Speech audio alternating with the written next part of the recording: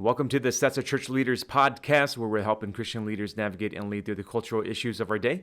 My name is Daniel Yang, National Director of Churches of Welcome at World Relief, and today we have a special episode for you featuring interviews with Greg Smith, Associate Director of Research at Pew Research Center, David Kinnaman, CEO of Barna Group, Scott McConnell, Executive Director of Lifeway Research, and Frank Newport, Senior Scientist and former Editor-in-Chief at Gallup. Ed interviewed these experts as part of Faithlytics, our new 5-part miniseries we created in partnership with Glue.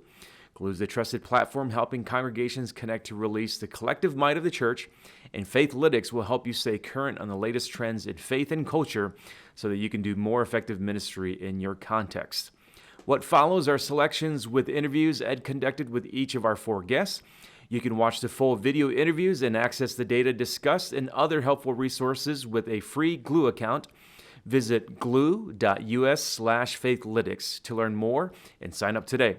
You can also listen to our first interview in this series with Dr. Ryan Burge at ChurchLeaders.com/podcast. Before we hear from these experts, we want to remind you that if you're enjoying our interviews, it would help us if you left us a review. Now let's go to Ed Stetzer, Editor-in-Chief of Outreach Magazine and the Dean of the Talbot School of Theology. So today, on the first part of Faithlytics, we're joined by Greg Smith. Greg is the Associate Director of Research of the Pew Research Center. And he's going to be taking an intentional look as a researcher who's going to be giving us observations, helping us to understand the cultural moment. The Pew folks don't necessarily jump in and say, here's what I think you should do, or here's what I think the best path forward is. They're going to give us good, solid look at these data using research, and they're a well-funded, well-respected research organization. That's why they do really great work. I want to affirm the work of the Pew Research Center. So, for example, the first question I want to ask is, I'm going to ask of Greg Smith, and he's at Pew Research, and we're going to talk about how does the religious composition of the U.S. population, how has it changed over the past few decades? What factors have contributed to the decline in the percentage of Christians identifying as Christians as adults? So, Greg, two-parter. Could you tell us more about Pew, what Pew does, and then kind of answer that question about the U.S. population change? Yes, of course, happy to be with you. Pew Research Center is a nonpartisan, non-advocacy research organization. We do a lot of different kinds of research. We do demographic research in the United States and all around the world. We do political polling. We do research on the public's attitudes about things like science and technology. And I'm very fortunate. I get to work in our religion research unit, and I focus specifically on religion in the United States. What are the characteristics of religion in the United States? How is it changing? So we do a lot of different kinds of research. It's very important to reiterate, as I mentioned, we're strictly nonpartisan, non-advocacy. So what that means in practice is that we don't take positions on public policy issues or on religious issues. We don't, for example, take the point of view that religion is good or bad. We definitely think it's important. It's an important factor in American life, and we measure it and monitor it and track trends in American religion, but we don't take positions on religious issues. So that's important for everybody in the audience to be aware of. We have a lot of data on how religion in the United States is changing. And to put it very simply, it's changing a lot. It has changed a lot over the last several decades. And I would point to two primary ways that religion has changed. Number one, the share of Americans who describe themselves as Christians, who identify with Christian groups, including Protestantism, Catholicism, and smaller groups. The share of Americans who are Christians is declining.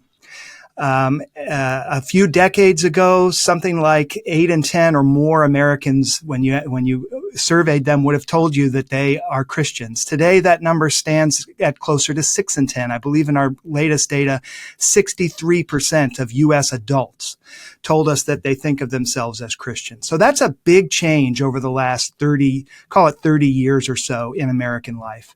Now, if Christians are shrinking as a share of the population, it follows that some other group, or possibly many other groups, must be growing. What is taking the place of that shrinking Christian share of the population? And the number one answer to that question is people who don't have any religion.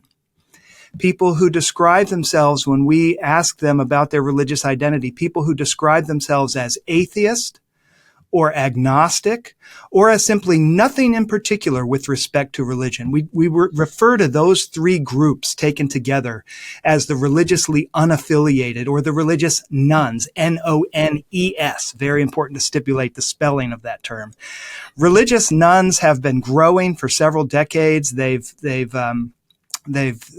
probably quintupled in size or more as a share of the population going back to the late 80s or early 90s. And today, something like 3 in 10 U.S. adults tell us they are not religious. They are religious nones when we ask them about their religious identification. So those are the two big twin trends shaping religious life in the United States in recent years. This is, clearly somewhat discouraging news for church leaders. The population of American Christians is declining as a percent, but the number of people with no religious affiliation is actually growing. That's not great news. We get that. We unpack that a little bit more, and there's graphs and charts that, most of you are listening via audio because it's a podcast. But if you go to glue.us/Faithlytics, we actually have the charts, the graphs, those kinds of things. And you can actually download, by the way, all the charts and graphs to use in your own ministry and church. But the next person we're going to talk to is actually David Kinnaman. And I think you'll be encouraged he's actually agreeing where we are with some of these declines, but there's some encouraging, optimistic signs when he shares about how Americans see Jesus. Also, we have David Kinnaman. David is the CEO of the Barna Group. Now, the Barna Group is very well known in the Christian space, particularly evangelical Christian space. I work with them. I'm very thankful for the good work that they're doing. They're doing good research, and David's going to talk with us some about how to apply it. What are the ramifications as followers of Jesus and more? So, David, I wonder, if we kind of talk through some of these things about the nuns and about the struggles, I know also that we were at a conference recently. Dave and I were speaking at a conference recently, and he talked about the perceptions of Jesus and what should faith leaders really know about who Americans say that Jesus is, if decline in church participation, decline in Christian identification, but this interest in Jesus. Tell us about that. Well, it was one of the first statistics when I started working at this company straight out of college in 1995 that struck me as inconceivable, was that 7 out of 10 Americans said they had made a personal commitment to Jesus Christ that was still important in their life, which was a close correlation really to the percentage of people who identify as Christian, but I hadn't been immersed in the data at that time. And so I think what we see today is that the number is still 60%. 6 out of 10 Americans say they've made a personal commitment to Jesus Christ. It's still important in their life, which makes sense when you add the roughly 1 in 5 Americans who have a Catholic background and just under half who have a Protestant background. And so it sort of makes sense that the central hero of their faith would have had some sort of personal impact. And really that's been a big theme of our research, is trying to understand not just Christian identity and Christian practice, but sort of perceptions, awareness, identity, even personal connection. Do people believe that Jesus speaks to them? That those kinds of questions we're trying to peel back the layers. And I think this is an important and positive trend, which is that despite some of these areas we're talking about in terms of decline, that tens of millions of Americans, the majority of Americans, say they've made a commitment to Christ that's still important in their life. And even among those who haven't made that commitment, there's still a lot of positive perceptions of the person of Jesus. So we asked a question in October of last year, of 2022, do you personally think that a person named Jesus Christ existed about 2,000 years ago, or do you think Jesus was not a real person?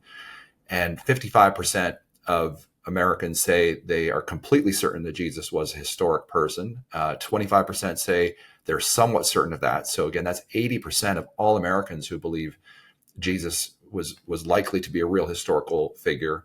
Only 9% say they are either somewhat certain or completely certain he was not a real person. And 10%, 1 in 10, say they've never really thought about it. About 35% of Americans we categorize as having a savior perspective towards Jesus. That is, he was entirely human and fully God. They've made a personal commitment to Jesus Christ. They actually believe he will return to earth one day, and they're completely certain he lived on earth at some point in history about 2,000 years ago. Another 39% we categorize as having sort of a partial gospel or partial savior view. They believe at least one, but not all of those 4 perspectives. And then only 1 in 4 Americans have what we described as a skeptic's view towards Jesus, that there's no way to know if God exists or not, or they're uncertain if Jesus lived, or they believe explicitly that Jesus was a myth, not just a man, or that Jesus was not God. And so I think as again, trying to help equip faith leaders with just data, some, sort of points of view towards what's happening in the American psyche and in sort of the spiritual perceptions, this idea that people like Jesus but not the church continues to be a really key theme. And whether identified as Christian or not identified as Christian, there's a lot of positive perceptions of Jesus. He generates a lot of goodwill, even among those who don't necessarily embrace him as Christian leaders might hope that they would, as a savior or as a person to devote their lives to. But again, Jesus remains a very positive and compelling figure in American public life. And I think that represents good news to faith leaders, especially at a moment of spiritual openness. Okay, so we're getting the picture that the number of Christians in the U.S. is declining, but people in general still have a very positive view of Jesus. We have the charts and the graphs for that at glue.us/Faithlytics. And remember, you can download the charts and the graphs as well, use them in your church and more. So the question, I think, is what are some trends in the church itself? How do we look at those? So we're going to hear from Scott McConnell at Lifeway Research and a friend for many years about some of the ways the church has been impacted following the pandemic and really what the recovery looks like from there. Well, one of the reasons I got interested and passionate about research is I was asked over a decade ago to lead something called Lifeway Research, almost 2 decades ago. And so ended up partnering there, serving there for about a decade, alongside a fellow researcher by the name of Scott McConnell. And actually, Scott, just to be transparent, I'd go out and show the nice shiny graphs, but Scott McConnell is one of the best researchers that I've had the privilege of interacting with, and I had the privilege of working with him for over a decade. And Lifeway Research has been doing some study and some analysis of what's going on with post-COVID reality. So Scott, thanks for joining us. Scott McConnell leads Lifeway Research. Scott, walk us through some of what you're seeing in the data, and let's talk some about the implications and ramifications for church. And Pew has done a great service in that they're interviewing individual adults, and we did that mid-COVID, but they've been kind of tracking it all the way through, and they're really seeing just 2-3% differences between those who are attending monthly or more back in 2019 versus today. And so really only a handful of folks have stepped away from church completely, and yet we see these average attendance numbers quite a bit lower than that. And so what it means is that many churchgoers, and we'll talk in a second about what a regular churchgoer is, but many of these churchgoers are attending less often. So when we asked pastors and we asked churchgoers, so what is a regular churchgoer? We just gave them that phrase, regular churchgoer. What frequency of attendance would constitute a regular churchgoer? And among pastors, they tend to be a little more pessimistic, a little more cynical. They look at attendance trends of people who are on their church membership or on their rolls, and just 16% of pastors said it's somebody who attends weekly. 3 in 5 pastors said it's 2 times a month or more. When we asked churchgoers, the majority of churchgoers, 59%, indicated a regular churchgoer is somebody who attends weekly or more. So that phrase, regular churchgoers, is still something that most attendees, most people who are thinking about going to church, they're like, that bar's pretty high. It means I'm there every week. And yet, in reality, we've got a lot of folks that are not there every week, and they're okay not being a regular churchgoer. And that's a new thing. I think in American culture for a long time, if you called yourself a Christian, there was an expectation that you'd be a regular churchgoer or close to it. And today, I think the pandemic, in the temporary nature of churches unplugging for a season, some of them quite a long season, really kind of gave people permission to not be in church. And while that permission may not have been stated out loud, people picked up on that, and their habits were broken. So some of it's habitual, some of it is people sense they have permission, and some church leaders may not have stepped back into saying, no, you need to be in church. physically. And so that definitely there's some mentality changes going on among churchgoers in terms of how often they're in church. And some of that's tied to whether or not they feel like they need to be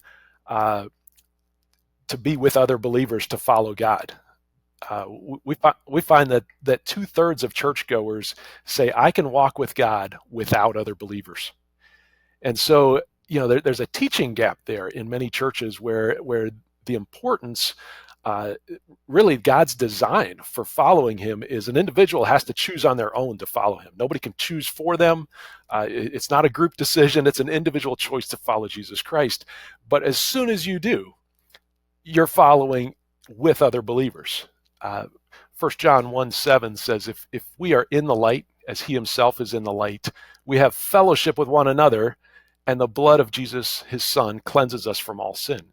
So in the midst of describing salvation itself, John immediately talks about we have fellowship with one another, that immediately we are with other believers, and we should be gathering with other believers.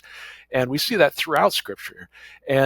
And yet there are many churchgoers that are stepping away from that. So as I hope you're seeing, there's a lot of practical takeaways from church leaders. That's why we like data. That's why we even called these resources Faithlytics. And we partner together with the Stetzer ChurchLeaders Podcast. So you have the Ryan Burge episode, the bridge is over. So some of you have already gone over there, but we wanted to create these resources as well to make the bridge between the two. If you go to glue.us/Faithlytics, you'll see the longer episodes for all of these things as well. So go to glue.us/Faithlytics.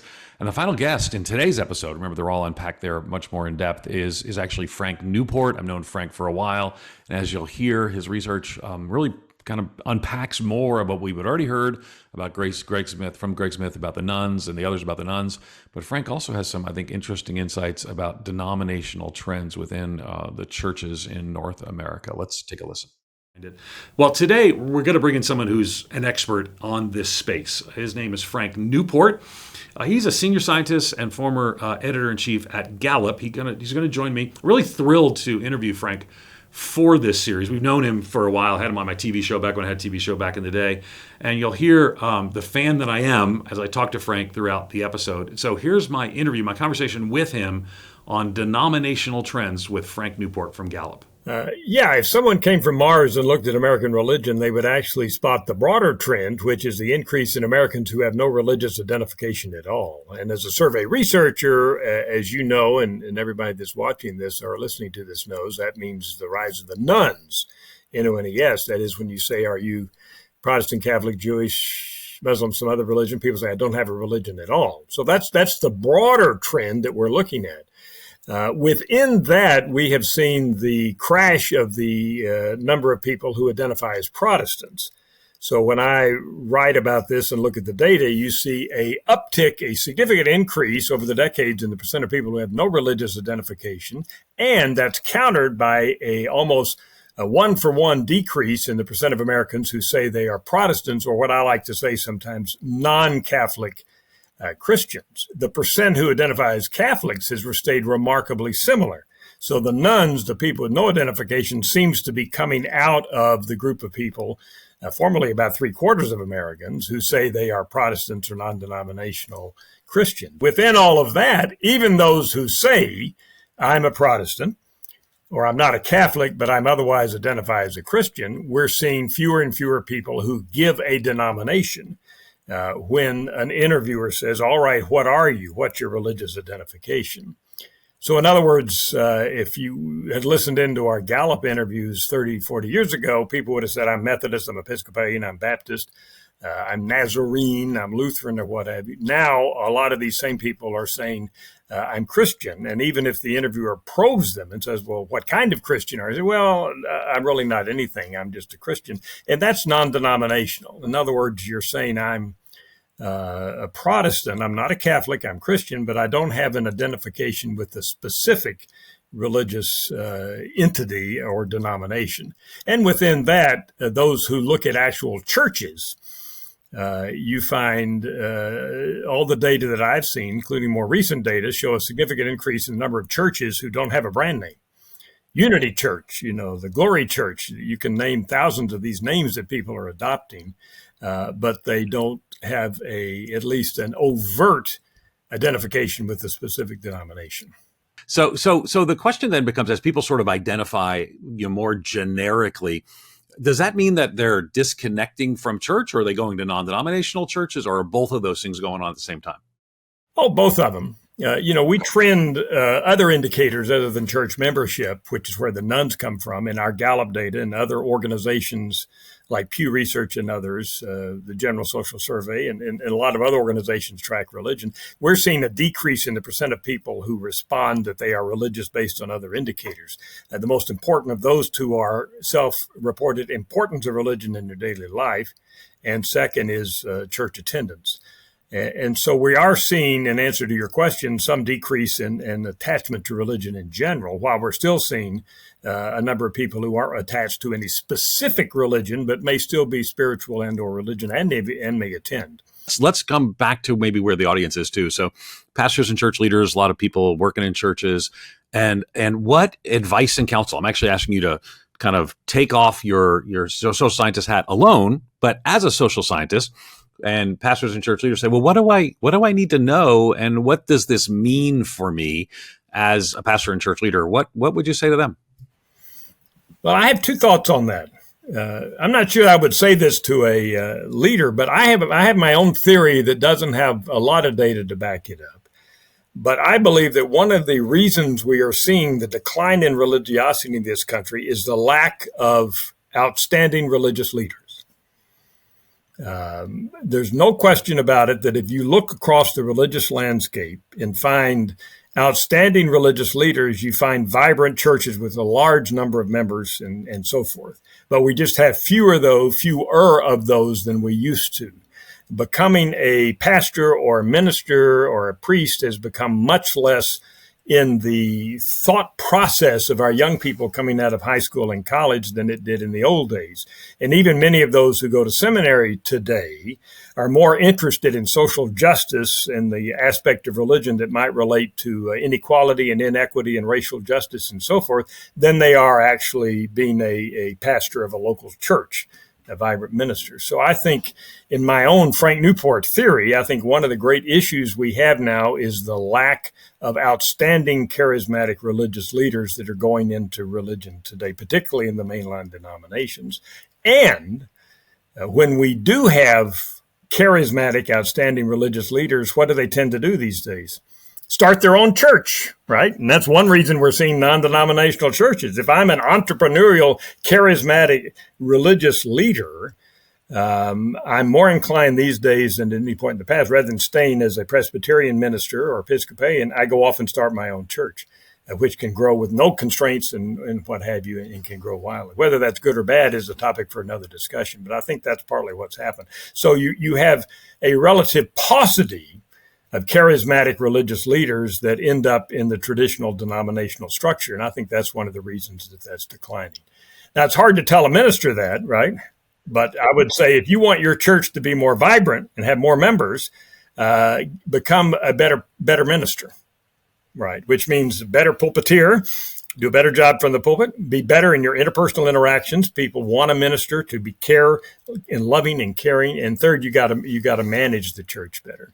So that's hard to tell a minister. So if somebody asked me my advice, I'd say, well, unfortunately, it's like I want to be an NFL quarterback. Well, you may not have what it takes to. And I know, nobody wants to predict the future, but I need you to. I need you to tell me, where is this heading?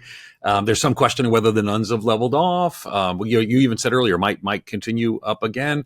What do you see for the future to the degree you're comfortable sharing it?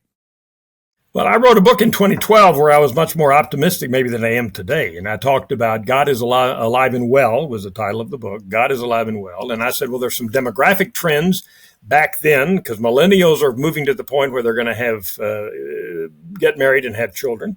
And baby boomers, of which I am one, as we age, have historically become more religious. There are no atheists in foxholes. There are no atheists in nursing homes, right? The older you get, the more you're likely to go to religion and so forth. And I was seeing some other trends along these same lines, but that doesn't seem to have occurred to this point. So I'm a little trepidatious about making predictions. But the good news is that I think that religion is powerful and important for society. Now, I'm coming at this as a social scientist. not as a minister or a person representing a religion. And I'm saying even somebody that's a strictly non-religious outside observer, I think, can argue that religion is very positive, not only for individuals, but for society in general. Our data are very powerful, and there's a huge amount of data supporting the idea that people who are religious have higher well-being and happiness. And actually, there's data which suggests, always controversy about the data, that they're healthier. So just looking at those data, one would say you could just go out and tell people you need to be religious because you're going to be better off for it. We also, in today's society, I think, need the cohesion and bonding and sense of community that can come from being a part of a religious community. All data show that we're better off if we're members of communities and have friends and family and people that have these strong bonds, stronger bonds that come from church than might come from book clubs or other kind of organizations. So there's a lot of reasons to think that religion should be and should continue to be a good major part of our American structure here. Now, whether all that's going to actually become known and manifest itself is the interesting question. A lot of Americans are spiritual. Even those nuns, research will show that we're talking about, still say, well, I'm spiritual to some degree. I'm not just an atheist, although there are atheists among them. We've seen the growth of non-denominational churches we're telling you about. So there is some positive things going on in religion when people put religion together in a way, worship services and otherwise. It seems to resonate with people. There's a lot of growth there, so we may see growth there as well. So there's some reasons to think even now that we might have religion continuing to be an important part of our U.S. society going forward. You've been hearing from Greg Smith of Pew Research Center, David Kinnaman of Barna Group, Scott McConnell of Lifeway Research, and Frank Newport of Gallup. If you want to watch the full interviews and access the data discussed, head on over to glue.us/Faithlytics to start watching today. Thanks again for listening to the Stetzer Church Leaders Podcast. You can find more interviews, including the one that we did with Dr. Ryan Burge, as well as other great content for ministry leaders at ChurchLeaders.com/podcast. And again, if you found our conversation today helpful, we'd love for you to take a few moments to leave us a review that'll help other ministry leaders find us and benefit from our content. Thanks for listening. We'll see you in the next episode.